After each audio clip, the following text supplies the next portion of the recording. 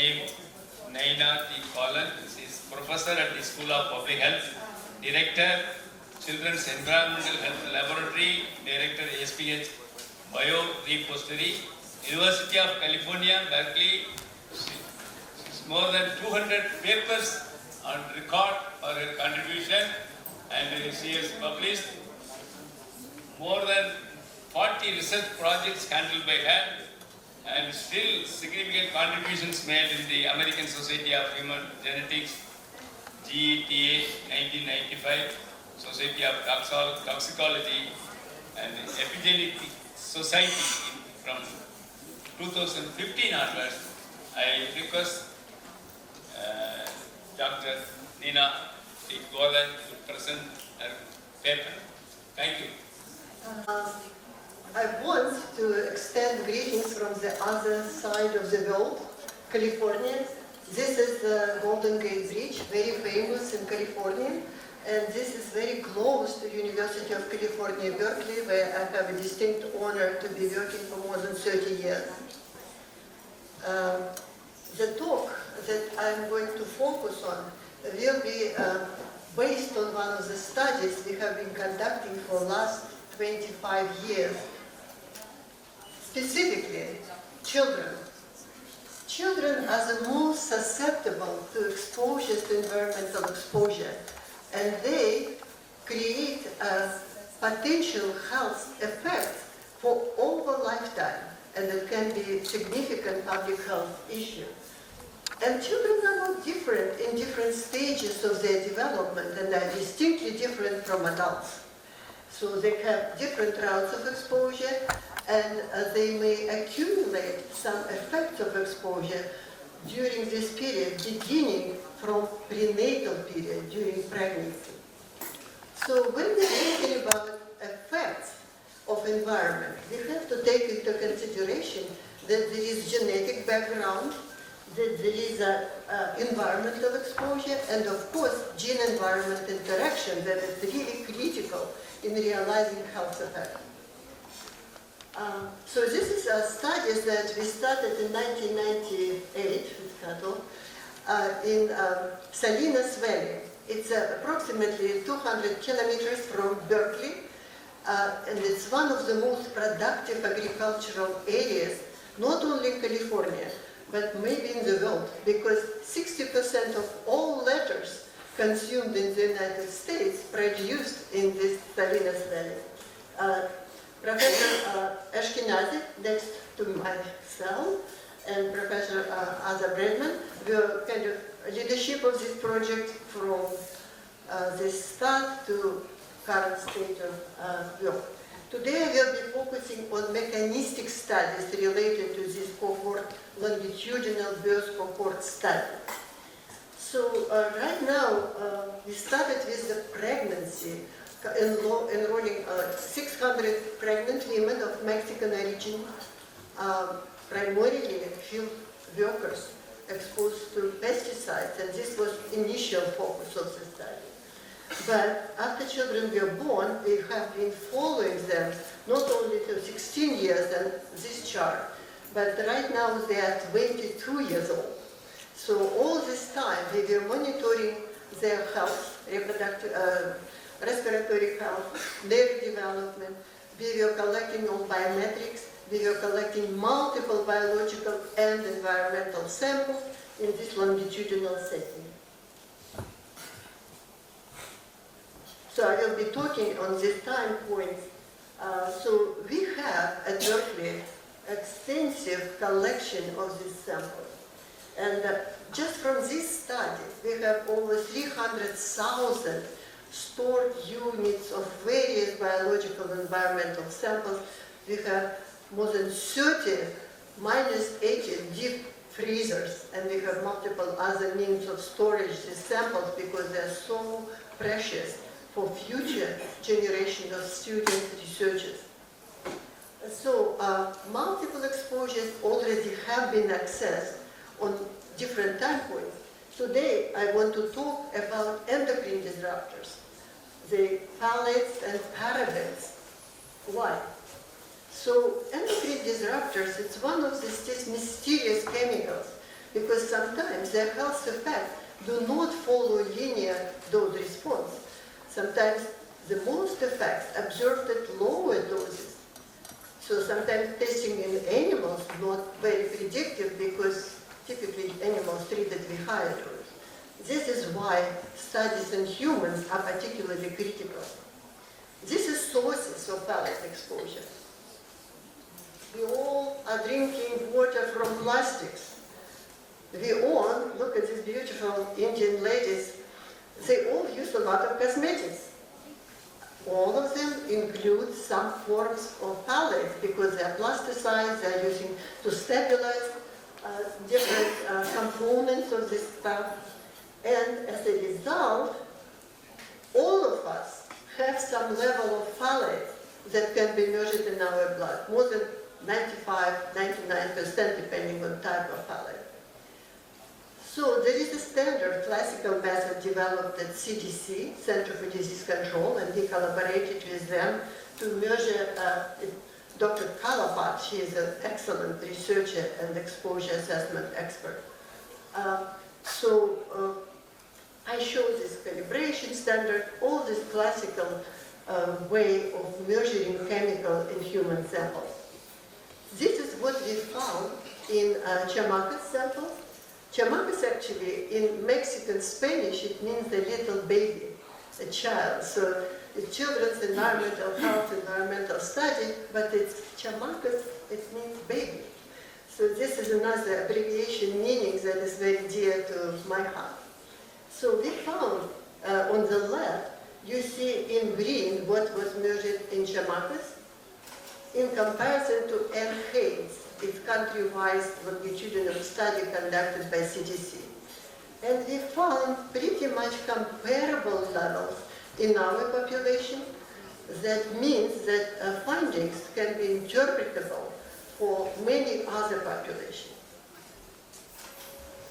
And these findings detected shows that more than 95% of chamacas pregnant women, we started with pregnant women, consistent with finding in other populations around the world.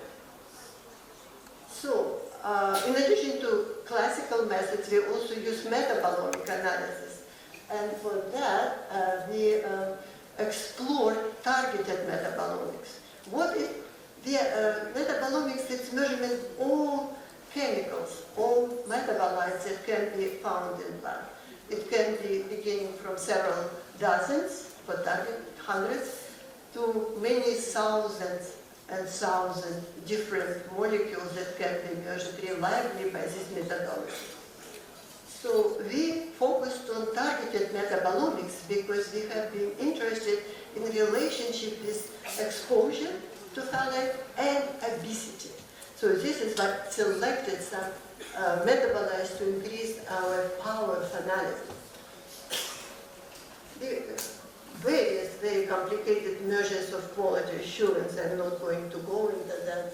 You can look it up in the paper that was published. One of my students, who was actually at that time still undergraduate students, and he was the first author on this paper that have been published on our findings on distribution of metabolites related to phthalate exposure in pregnant women, to be expressed to different researchers. It was dozens of people involved, especially our field staff, bilingual field staff that worked diligently over these years, with mothers and children, helping these poor families with some of their challenges, not just collect biological sample and even forget. No, we also conducted a lot of education, how to protect these families from pesticide exposure, how to understand that not using plastic bottles all the time.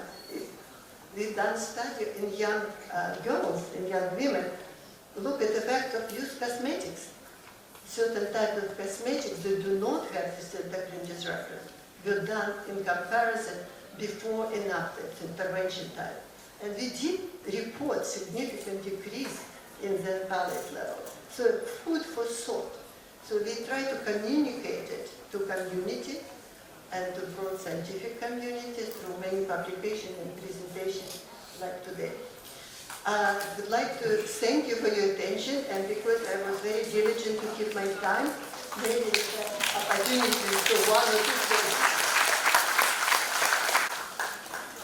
Very good. Nice presentation made by the madam. I request the participants to ask few questions.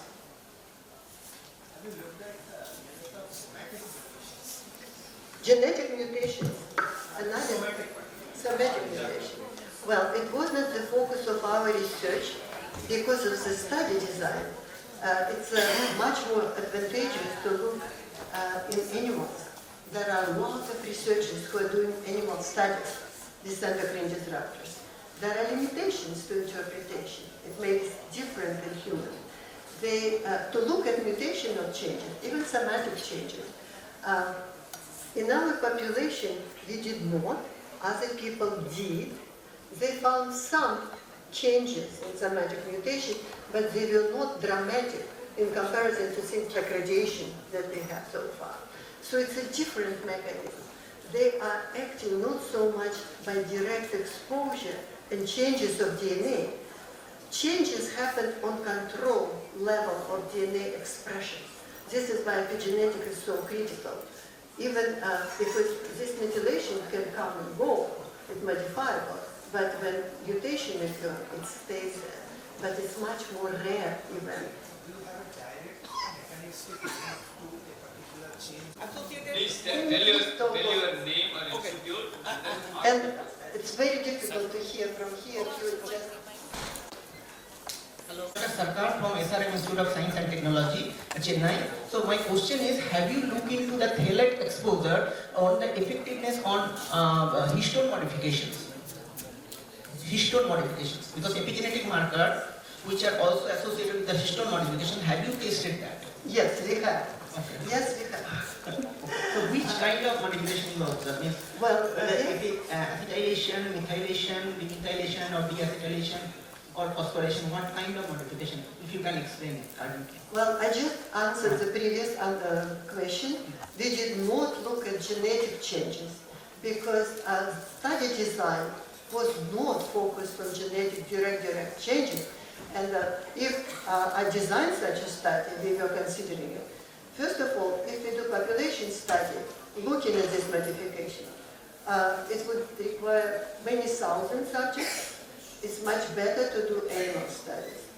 And we did not do animal study ourselves, but other investigators have. So, answer to your question, I can give you again, almost repeating the answer I just given. So, genetic changes, direct genetic changes in deletion, mutation, is not the main mechanism for palate. Much more important is changes in proteomics, and we've done that. There are studies, papers that are just about to be published and just accepted, when we looked at changes in transcriptomics using genome-wide analysis of expression in relation to epigenetic, in relation in the same site, in relation to exposure. So I will be happy to share this data as soon as paper is officially published. Thank you so much. Nice presentation. If no more, one more question. Later questions may discuss during the break hours. Yeah, this is Dr. Jain from BRC Mumbai. Hey, ma'am. Again, thank you for your attention. A small question. There's one more question. Hi, I am Dr. Jain from Mumbai, BRC Mumbai. I have two small questions. One, first of all, excellent presentation, ma'am. So, how did you control the phthalate exposure in the newborns, the children, while they're growing up in your longitudinal study? Whether you try to control that? Second is, did you try to study the changes in methylation in the mothers also? Like, so mostly these methylation changes are not heritable. So whether there is some kind of association between the two, or your comments on that? Thank you for this excellent question. The study design in longitudinal birth cohort requires detailed analysis of all potential factors, diet, exposure to different chemicals that are listed in one of my slides. Phthalates is just one of them. We also control for environment in the household, dust has been collected, pesticides and other chemicals were measured in the dust. We collect and look at the effect of exposure to air pollution by following all the data over the years. This is a key, because we can do cross-sectional study, but it doesn't give us the full picture. For longitudinal birth cohort study, we are able to accumulate in mothers, and we follow mothers as well. We just got a grant to look at the effect of exposure in this mother, now 20 years later, on their function in their brain and potential cognition changes. In children, we are looking at epigenetics, and now they are not children, they are young adults. In fact, we are planning to look at the third generation children of these original babies that were born 20+ years ago. So this is very involved study, because otherwise, if you just focus on one thing and don't take into account all other parameters, factors, it would be limited possibility for interpretation. So we have to do this pretty involved study for many years before we are able to do very well-supported conclusions.